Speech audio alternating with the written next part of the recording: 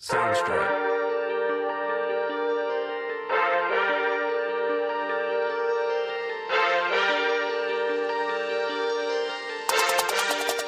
Welcome to Southland Supporters, the St. Louis City SC podcast powered by Ready to Live Wellness and coming at you from the Warrior Logo Wear Studios. David Heck alongside Eric Cole and the Monday morning center back Dave Wyckoff. Gents, it's been 180 plus minutes now without a goal, but unlike City's offense, we do not take a week off, and we are back here bringing soccer news to the masses. How are we this evening, folks? We could also say it's been 180 minutes without giving up a goal. We could go that route. We could. Yeah, if you want to be positive, that's a good way to look at it. But yes, I'm probably on. It's been 180 minutes since we scored. Not doing real well attracting the casuals with the no goal scoring. So that might be a bit of an issue moving forward. Got to put some in the back of the net, man. Well, if the casuals could find a way to watch it, yeah. The casuals could find a way to watch it. Maybe they tune in, but it's so difficult. Maybe we'll have a conversation about that. Maybe. We've never talked about it before. City travels to San Diego to welcome in the newest edition of the MLS for its first home game. Over 34,000 people in attendance chanting all sorts of things at this game. We got a lot to talk about, but a 0-0 draw nonetheless. City walks out of this now 2 draws, 0-0 to start the season. Again, I said it last week, it feels a bit like Groundhog's Day. I know they had a lot of great opportunities in week 1. Only 2 total shots, both of them found the target, but nothing in the back of the net. What do we need to do, guys? Before we get into the meat and potatoes of this game, did anyone else see Owl for City? David, you probably didn't because you're not active on the socials, but Eric, did you see the Owl for City short that came out on Saturday morning where they connected this game and the scene in Groundhog Day where Bill Murray continues to wake up over and over again and smashes the clock because he keeps hearing "I've got you, babe." Great scene. So I didn't see the meme. Shout out Owl City because they put Owl City, dude, they're second to none. But it was awesome. If you haven't seen it, I don't want to spoil it. It was really good. So, yeah, what do we need to do? We need to figure out a way to hold on to the damn ball long enough to generate some offense. That's what needs to happen. I mean, it's obviously a lot more complicated than that, but there are some striking statistics from this game. Most notably, the one that stands out the most was the average line of defensive action was basically our own 18.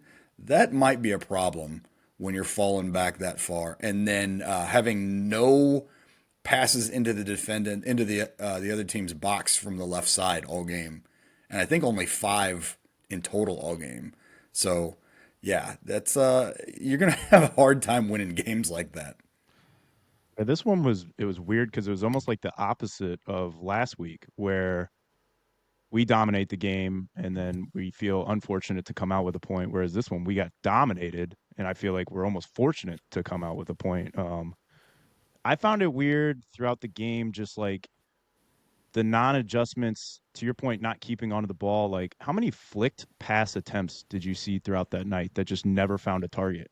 But yet, like, it felt like Hartle kept trying, Betcher kept trying, and it was just like, boys, let's just play some simple ball for a little bit. Like, we're kind of getting dominated. And I'm sure the defense had to be thinking, like, let's hold the ball. Give us, like, 5 seconds to breathe here, because to your point, that stat is crazy stat that our average line was our own 18 box. That's crazy.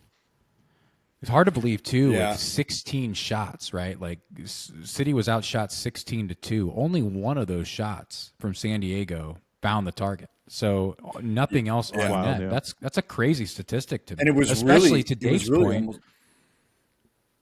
Go ahead. I'm sorry.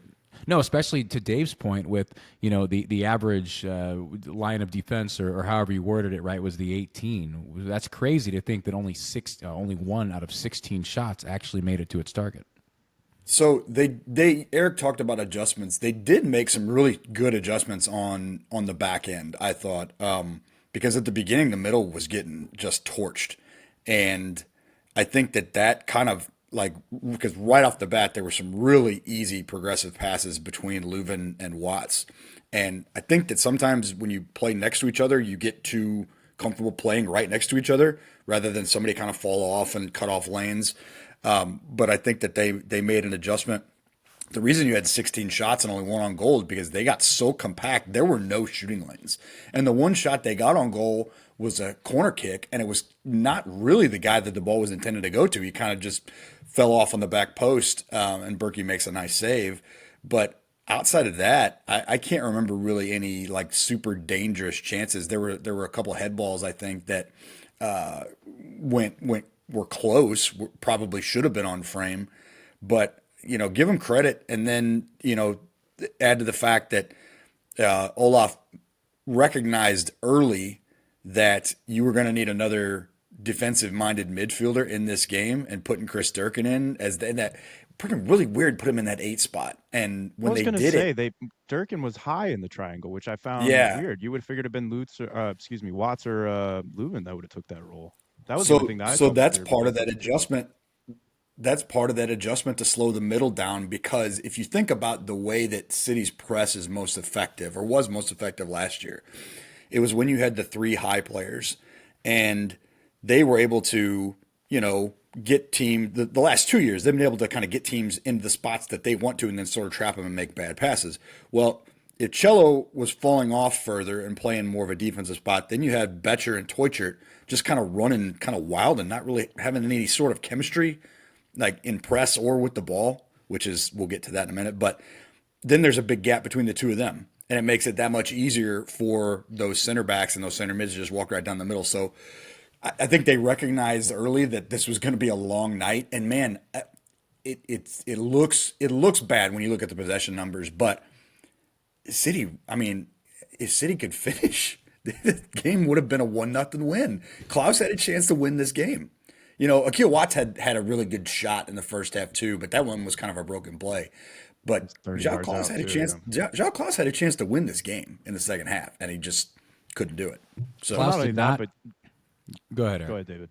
Well, not only that, but then you also had that Tots run down the right wing where he had like space, and then just it was a great ball from, I believe it was Hartle, who found him in space, and then the cross was like just right at the keeper. Like those are those situations where if you're going to take that, sit back and kind of absorb the pressure moments, those are the ones that you kind of got to like take advantage of. And I'm curious to get your guys' opinion on this, or if you picked up on this. Like when we saw that starting lineup, I was like, okay, that's our strong lineup that we're going. And it was even a little bit more offensive minded, in my opinion, once you threw Teutschert back in the lineup. You had Wallem out on the wing back.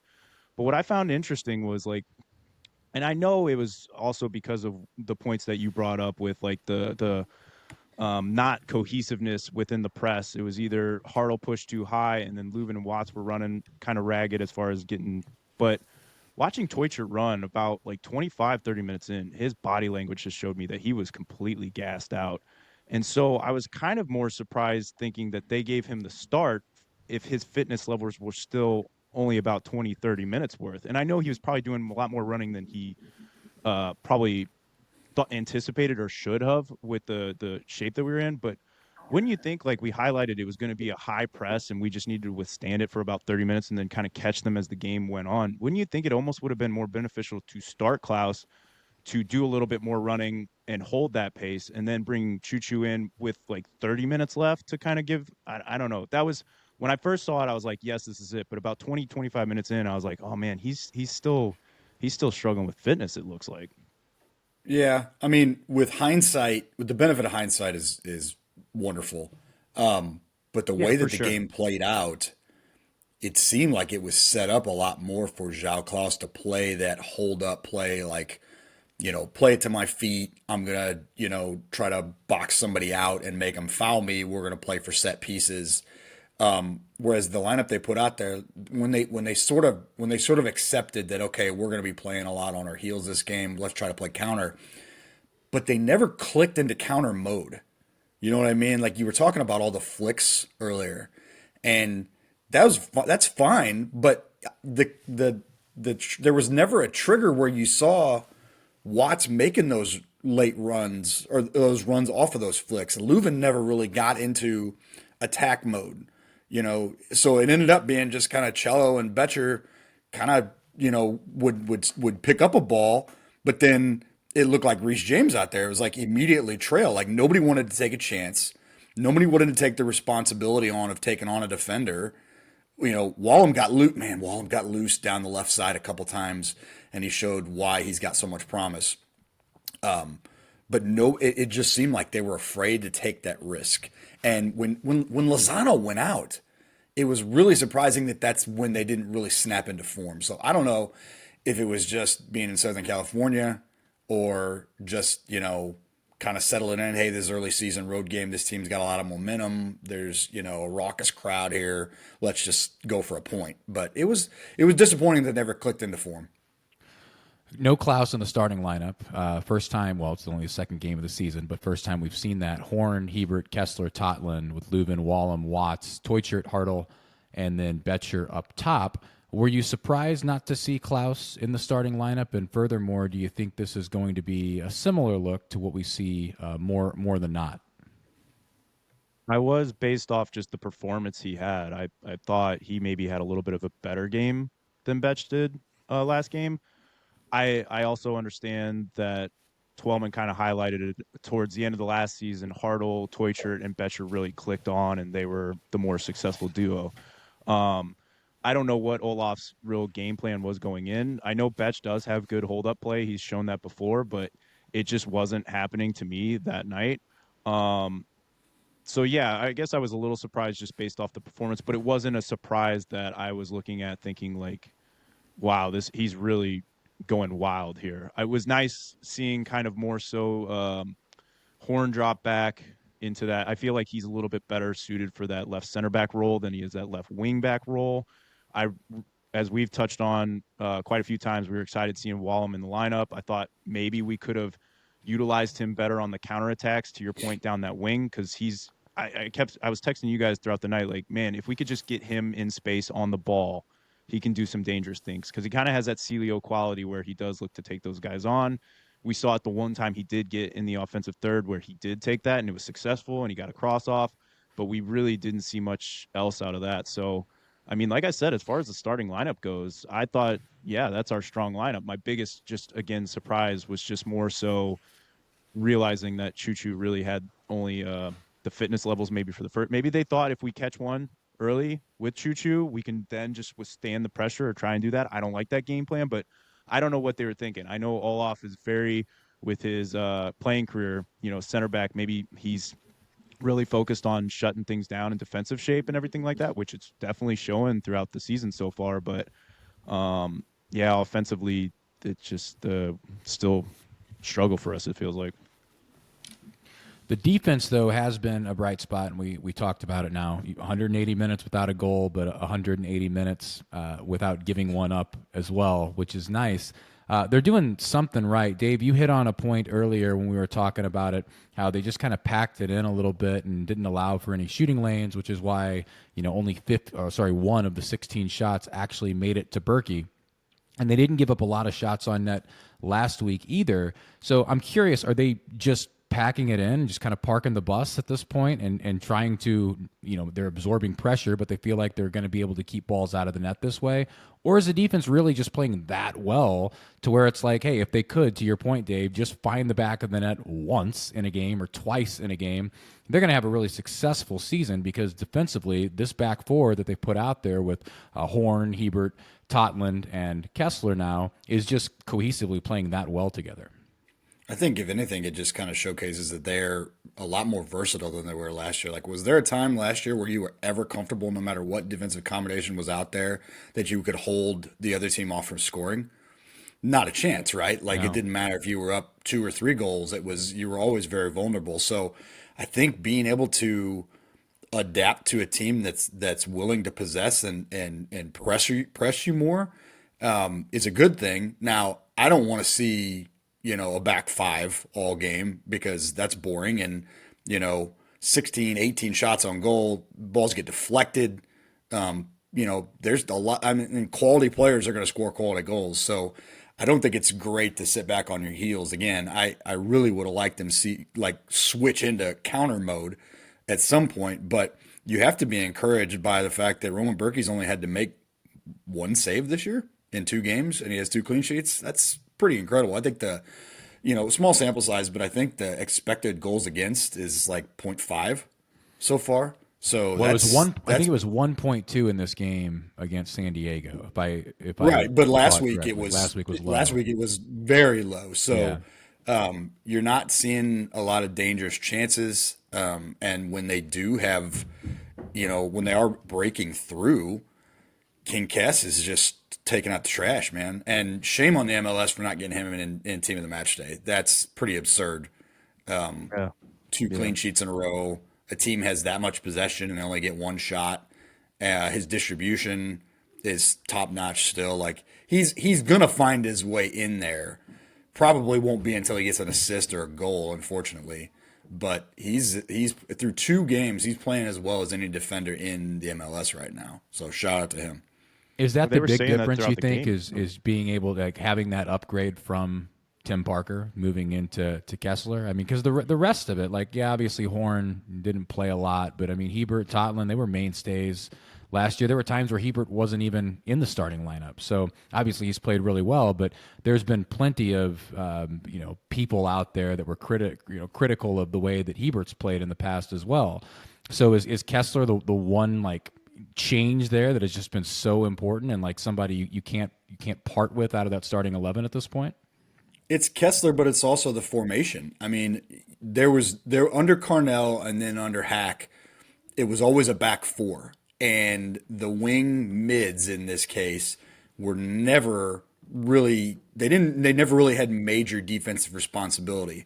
What you have now is you have 3 legitimate center backs and then you have 2 wing backs, one being Tots, who is a defender by trade. And then, whoever's out on the left, whether it's Wallum or, when Jay Reed gets healthy, if that ends up being him in that spot or whoever, you could drop them back and then you have 5 across the back. And you have Leuven and Watts have been really strong in the central mid so far, just keeping the play in front of them and blocking shots and putting pressure. So I think give a lot of credit to Kess because again, that trade is looking just phenomenal, more and more every day. But I'd give a lot of credit to the coaching too, and it's not, one of the things that I kind of have noticed this year compared to the last 2, and this is a coaching point that we use with youth all the time. There are places on the field where you don't have to try and win the ball. There are dangerous places where you don't have to try to make a challenge and put yourself in a compromising position or foul in a bad spot.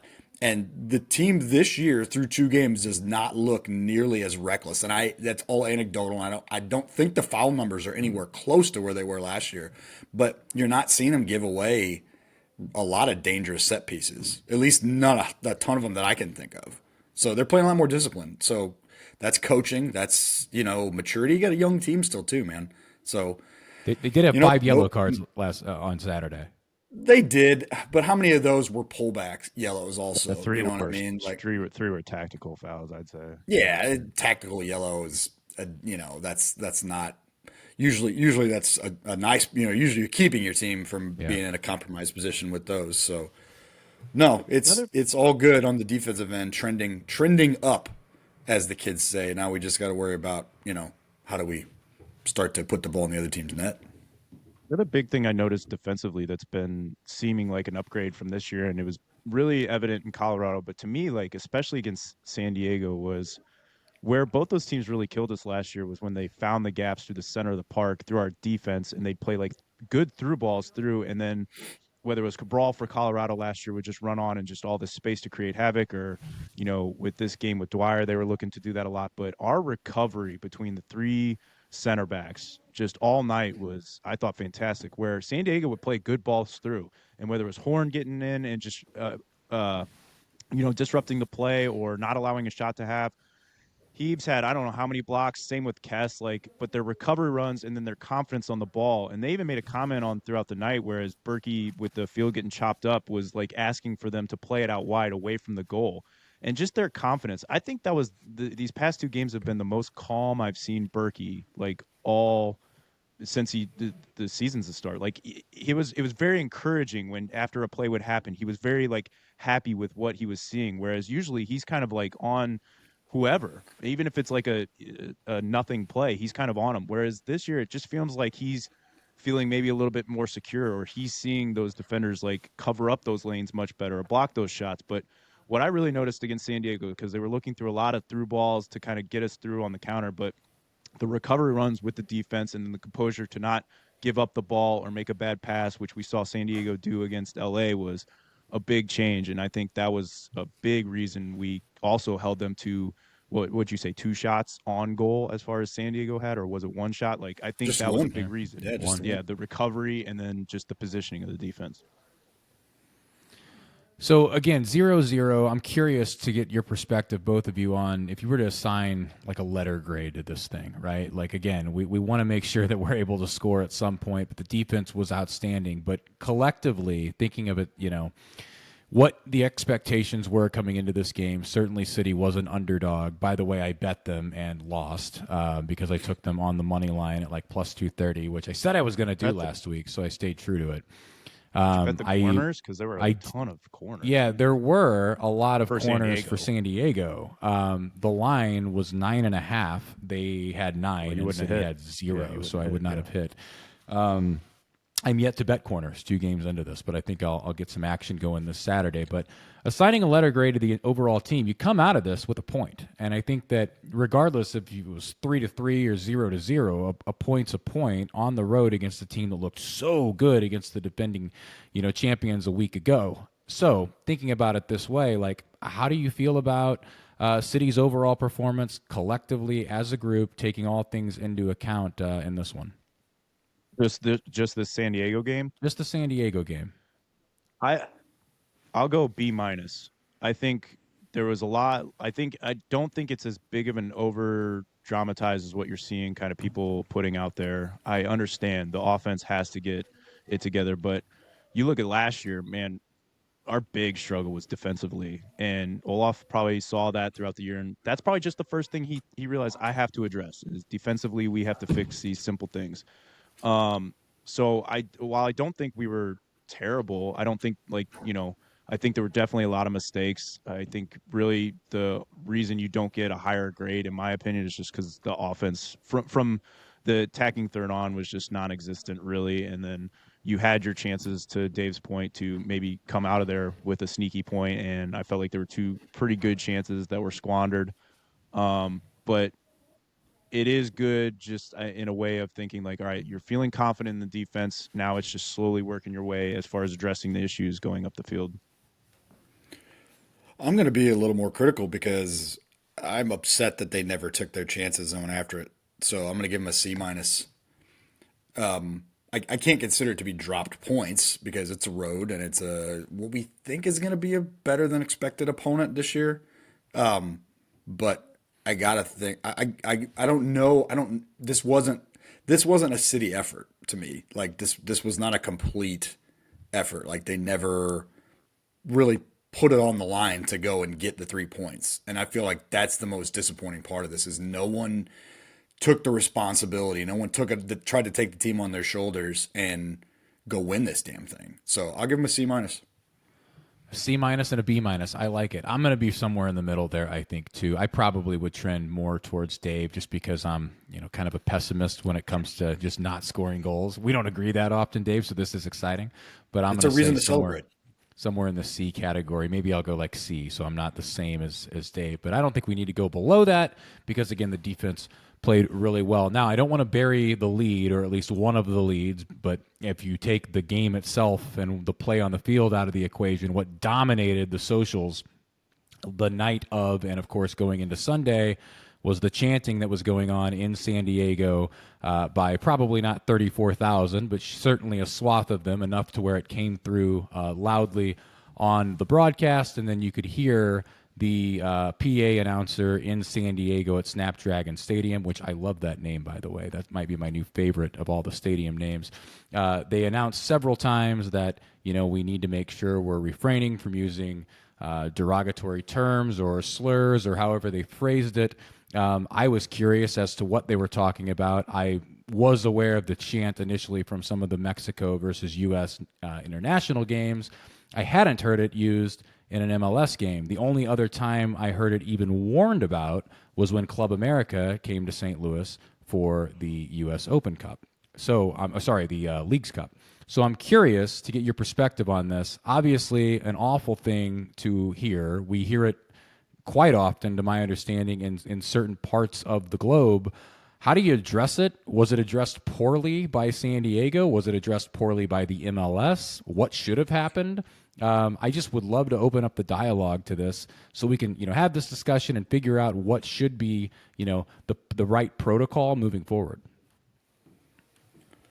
So, first of all, it's an abhorrent chant, and if you're trying to defend it, not you, anyone, the collective you, if anyone's trying to defend it using some excuse that it's literal translation, stop it.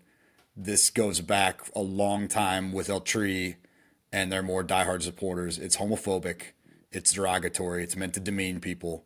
So we can just cut that off right there. You couldn't really prep for it, right? Because you can maybe expect it, given that there's probably a big crossover between potential San Diego fan base and the Mexican national team fan base. But it's not something to where you can prep and have a reaction in mind other than what they've done in international games is you give repeated warnings. If they don't stop, you stop the game and you hold the game for 10 minutes, 30 minutes, abandon the match. I'm glad they didn't go to that because that's like a last ditch effort. And I think that saved a lot of times for like potential violence.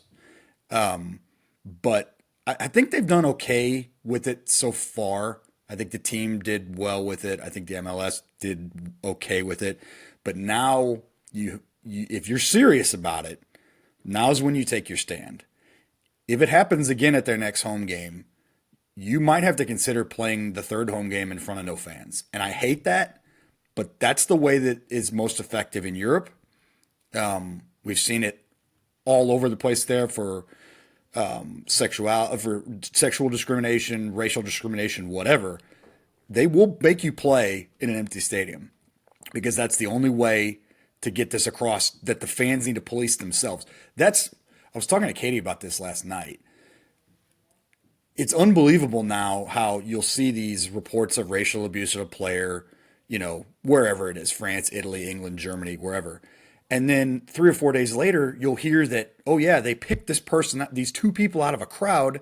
They've arrested them, charged them, and now they're banned out of 70,000 people. And that's credit to the stadium. That's credit to those teams and their security personnel and all that. But it showed you that it is possible. But you have to make an example early, because if you don't rip this sort of discrimination out by the roots, it spreads. And as we've seen, Eric, from United States and Mexico forever, it hasn't gone away. If anything, it's gotten worse, especially when you're in, Mexico City. But if the MLS is serious about making a stand against this, you need to do it now, and you need to come down hard on it now. Yeah, it sucks to think that San Diego should be celebrating first home game and, great atmosphere, as far as like sellout and just the, everything going on. And as far as St. Louis fans and who knows around the league or anything like that, all it's going to be known for is, that. I agree that, you gotta nip it in the bud early. I'm kind of surprised that it took to the 88th minute, I think was the first time that the announcer came over. And it was going from, I heard it in the 20th minute and 30th. That was minute. the first time the announcer. I thought I heard the announcer come on sooner than that. Maybe I missed that, but my first time hearing it was in like the 80-something minute, and then they repeat it in the 90th and extra. I think that Matt Baker was at the game, and I believe I have to go back through his Twitter, but I think he said that there were 3 separate warnings, and I think they started in the first half. Sorry, yeah, that's what I thought too. So I thought I heard must it in have the missed first. one. But even still, that last Mexican U.S. national game, and protocol states, you give a warning, you give like a follow up with like letting know that the consequences are coming. Third time the match is paused, and then I think fourth time they take the players off the field, and then it's like, and then it's discretion to abandon the match or something like that. I think you got to, yeah, you as if I'm the MLS, I'm thinking, I know a lot of like the Mexican Federation is fined by FIFA. I think they've been fined well over hundreds of thousands of dollars. I don't want to say that you have to do something like that to San Diego, but you got to start, like you said, I would start with like maybe a fine before, and then if it continues to happen, then that's security policing issues within the club. They haven't done anything, or people aren't pointing these people out. Then you start talking about closed door stadiums or stuff like that. Like there has to be actions, and the biggest thing that I was seeing kind of throughout the social medias is like freedom of speech and all that, but freedom of speech doesn't rid you from consequences. You like it's a private owned stadium which has its list of rules. City has the same thing, and one of the biggest rules in there is no derogatory or exclusive chants shouted out. I remember there was like warnings prior to that Club America game for City fans, them saying that any chants that are derogatory in nature coming from any City fans, and you're gone. I think season tickets, if it's going on, needs to start to be revoked. I think you have to do something as far as the MLS. Like internationally, that's a whole nother story as far as trying to police it for there. But within the league, you have to, and it's just wild to me. Like I don't know. It hasn't, to my knowledge, it hasn't really came through on all these other clubs that have strong, uh, South American fan base, and Yeah. Do why we see now this all at of a sudden is LAFC? this? I was going to ask, I don't think so. is this happening with the Galaxy or with No. LAFC? Yeah, I think Or and, like and there's a Dallas there's a or any of large the Hispanic Texas teams. there's a large Hispanic fan base in St. Louis. I've never heard Yeah. that at a City game before. Yeah. Certainly It's not just to the amount of Hispanics that are in a game in Southern California. But regardless, like there are pockets of Hispanics all throughout the country, and I've not heard this in an MLS game before. I got a question for you guys too, as far as I'm curious to get what your thoughts on it were.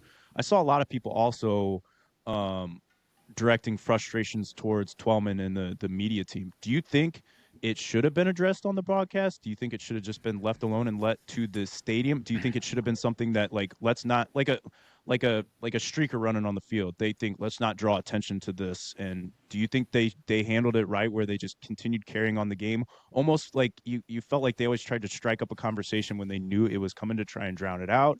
Do you think they should have addressed it there? Because I know they said a couple times, oh, raucous crowd, and they were kind of almost complimenting. They weren't complimenting that, but they were just complimenting, the atmosphere that San Diego was having. Do you think though that as far as just bringing attention to it on a bigger scale, they should have said something there, or do you think they played it right and just tried to ignore it and not bring attention to it?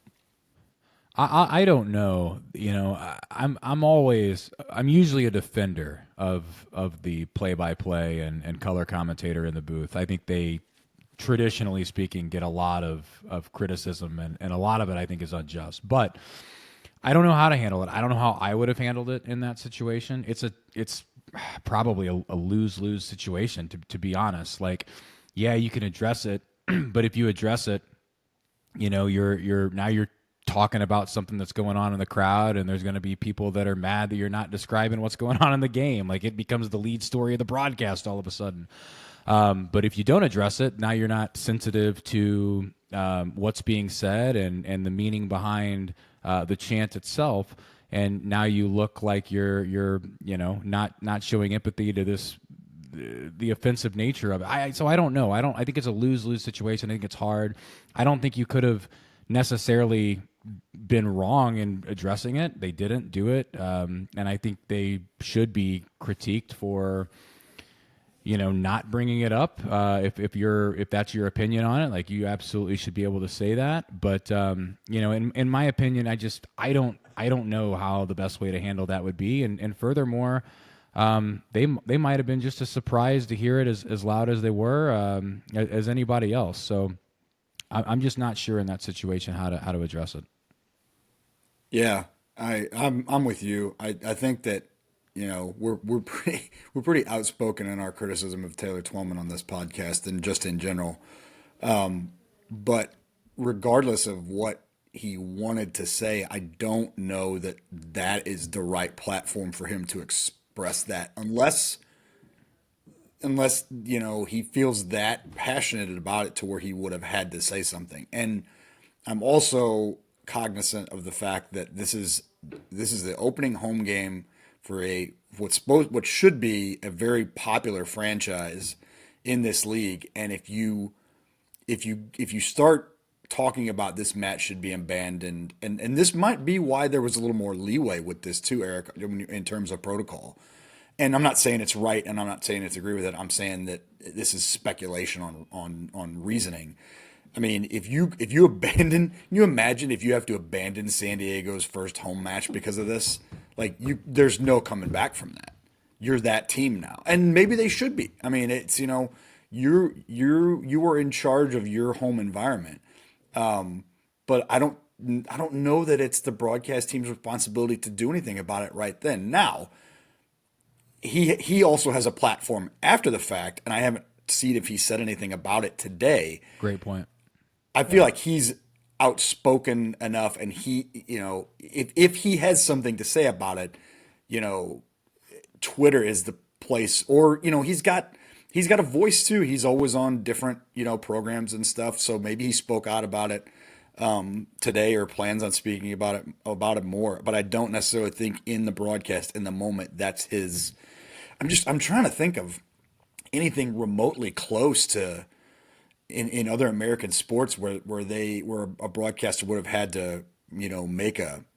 The one that comes to mind is the one where Joe Buck called Randy Moss disgusting when he mooned the crowd in Green Bay and then gyrated against the goalpost, and Joe caught a lot of flack for that, if you remember right, because he went so opinionated on it. So it's hard to opine in real time during a game. Like there's a lot going on there, so I wouldn't fault Twellman for not. But I do Plus, think he may have point, producers in his ear saying, "Don't do address it." Yeah, this, that's don't the other like, thing. And he's for the people following out there, MLS protocol. who are the diehard like right is right, wrong is wrong.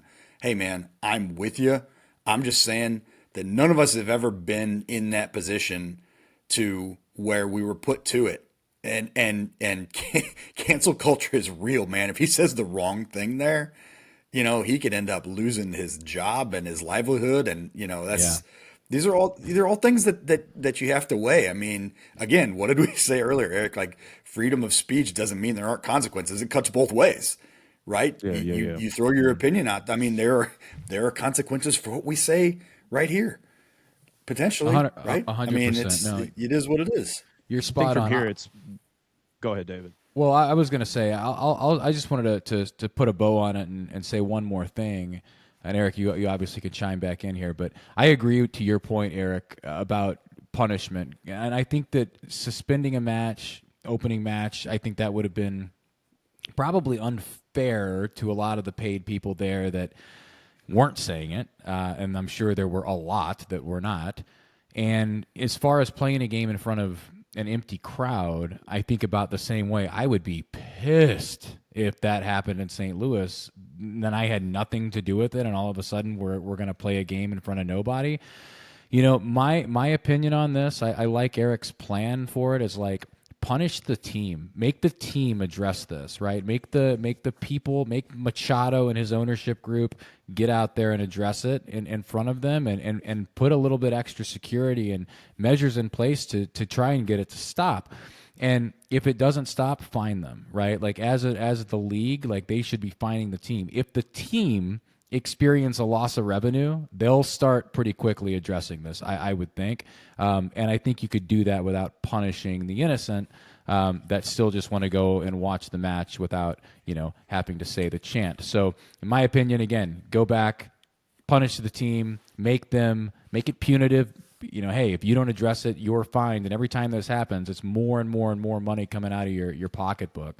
I think it'll get addressed pretty quickly with that.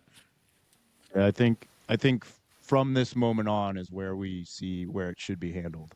I'm sure San Diego as an organization was also thinking, whoa, we were not expecting this. I wasn't expecting it, not at an MLS game. Like, it's not an international, or anything like that. So I think from here on out is where you start seeing maybe a little bit tighter on security, pointing people out right away from the beginning. I'm pretty sure we do. We get that announcement pregame at City Park is just fans, just a reminder that no derogatory, or like we get that over the loudspeaker.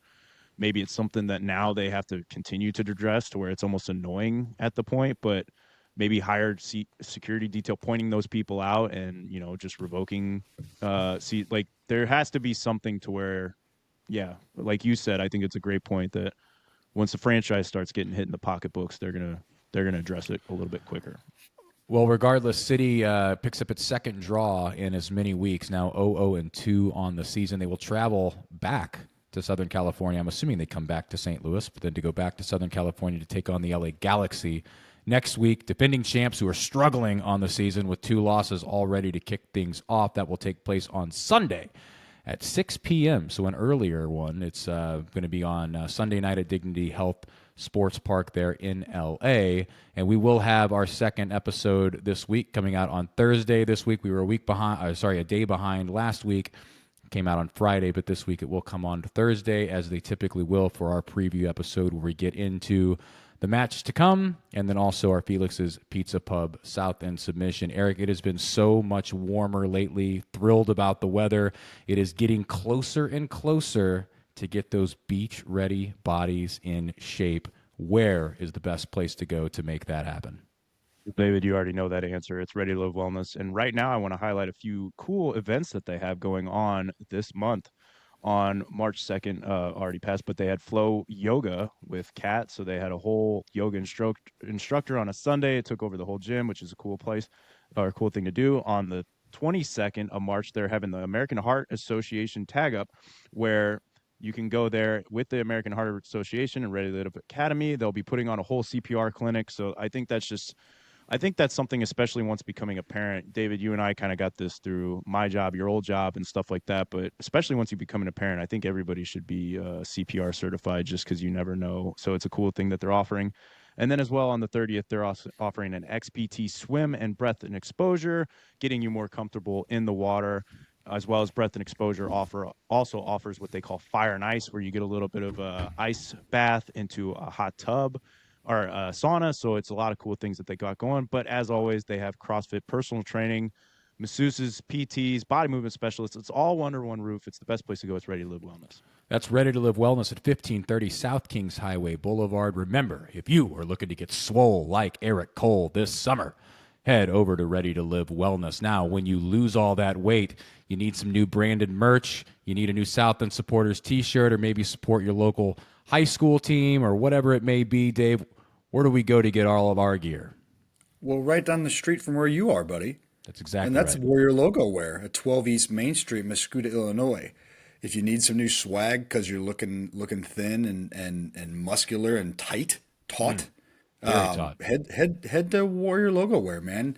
They take care of all your team sportswear needs. They've got t-shirts and hats and hoodies and all that good stuff that the kids like to wear and show off their Mascoutah perp. Man, they're a proud veteran-owned business, and they bring that same dedication and discipline from their service time. Look at that perp. They send dedication and discipline from their service time into every one of your projects. Get that custom apparel quickly without sacrificing quality. Also, they'll help you set up a custom web store. Are you kidding me? Wow. They handle everything from setup to shipping. These custom web stores include a fully customizable online store with your products featuring your logo, or if you're not artistically inclined, they'll help you design one. How about that? Design and build. How about that? There are no order minimums, perfect for any size event or company. Store setup is free. Most importantly, no hidden fees. I went to two shows this weekend actually, and just mauled by hidden fees. They gouge you, Dave. They get Just you. mauled. They get you. You're telling me absolutely in a hidden fee society that we are in, Warrior Logo Wear does not have any. No hidden fees with Warrior Logo Wear, Unreal. Jack. So check them out on Instagram at Warrior Logo Wear. Those are all lowercase letters, Warrior Logo Wear. At Warrior Logo Wear on Twitter, that's a capital W, capital L, capital W, or at warriorlogowear.com, or check out their storefront at 12 East Main Street in Mascoutah, Illinois. Warrior Logo Wear, proud title sponsor, studio sponsor of the South End Supporters. Thrilled to have both those sponsors as well as all of them here. But it definitely a big shout out again to Ready to Live Wellness and Warrior Logo, where we could not do this show, gentlemen, without the fine folks that sponsored this program. Eric, let's get into a little news and notes from the back post before we wrap things up here today. Let's do it. We'll kick it off with City 2. They have signed two of our super draft picks, Emil Jääskeläinen, as well as goalkeeper Colin Welsh, for the 2025 season with club options for the 2026 season. I tell you who I'm excited about is Jääskeläinen. I think he shows a lot of promise. I think he's going to be, especially with offensive struggles that we have. I wouldn't be surprised if injuries or anything like that come up as the season goes on. We don't maybe see him feature, or maybe in those Open Cup type games we don't see him. So good for both those guys. Excited to watch them get going with City 2. Some injury news within City. Rasmus Alm will be out 3 to 4 weeks with a hip injury, and Joachim Nelson is dealing with a bone bruise that was suffered in the last friendly game, actually, throughout the season. So, yeah, why we haven't seen Nielsen on the bench or anything like that. Picked up another knock. From what I understand, it's kind of continuing to reevaluate. I wouldn't expect to see him travel with the team to LA, but it sounds like he's progressing. And then, man, both these two guys, it just seems like they just can't get past the injury bug for some reason, and it's a shame because they're very talented and can be very useful. Especially you think about like the distribution skills that we could get between Kess and Nielsen on that back line. It could be huge, but unfortunately, both those guys just seem to kind of keep picking up injuries. So bummer there. Energizer Park has some exciting things. They announced the Becky Sauburn retirement celebration. That game is going to be, you can get tickets for it on March 7th at 10 a.m. Looks like the game is going to be on June 3rd, and the U.S. team is going to take on China. So I think that's going to be a really cool ordeal. We don't really see that too much in St. Louis, and somebody who's obviously a St. Louis native, but has been so important to the national team as well as just getting recognition for St. Louis on the big stage. I think it's super cool. It's a great way to see the new coach and all of them coming to town. So I think it's a cool thing that's going to be happening at Energizer Park. I'm sure both of you guys would be pretty interested in checking that out as well. One more thing I got here, actually two more things I got. One I found was very interesting. Curious to get your guys' opinion on this, but Mexican referee Marco Antonio Ortiz Nava has been banned from officiating in CONCACAF competitions for 6 months after asking Lionel Messi for his autograph post game. That's unbelievable to me. Like, and I know we've heard stories about this happening with different, referees out there potentially getting involved in some of this, but like you can't do that. I find that like I can't imagine somebody asking Shohei Ohtani, like an umpire asking Shohei Ohtani for his autograph. It just seems so bizarre to me. Like, you're there to do a job, do the job, move on from it. It's done. It's very cool that you get to rep a messy match, but come on. So I don't know. I have very little tolerance for something like that. Call me old-fashioned. I just disagree with it. Yeah, get him out of here. We don't need that. That's all there is to Dave, it. do you have any don't more? Need that. You have one more. I have one more, but we can finish on it. Dave, you have any more other news? You go ahead, because I have a couple that I have one in particular that I want to finish on, but go right ahead. All right. Well, this one's more kind of personal, and we'll get serious here for just a second. Last week on the episode, I made a joke, simply trying to poke fun at my wife, and I know I angered a lot of people. So I just want to take a minute to apologize to the chicken tender community that is out there. It's a sensitive group. Yeah, I know. I want to let them know that I am very much pro chicken tender. I enjoy chicken tenders, but in my lack of judgment of trying to poke fun at my wife, I know I angered and disappointed a lot of people out there. So You I just wanted alienated to take an a entire moment. community. I know the hashtag what was the hashtag? Pro chicken Free tender the or something tendies. like that was. It was no chicken tendy discrimination was going viral on Twitter and everything like that, and so I caught a lot of heat. So I want to just take a moment to let everybody know I'm pro chicken dinner. I'm a fan of them, and I will be smarter in my joke choices from Well, going here's the forward. thing, Eric, and I don't want to speak for the masses here, but it sounds like a hollow apology to me because I don't think you're apologizing today had you not gotten the backlash. So are you sorry? And I want to clear the area. Are you sorry to the chicken tender community, or are you only sorry that the chicken tender community took offense to what you said? Are you No, I afraid of am being sorry canceled to by the. tenders?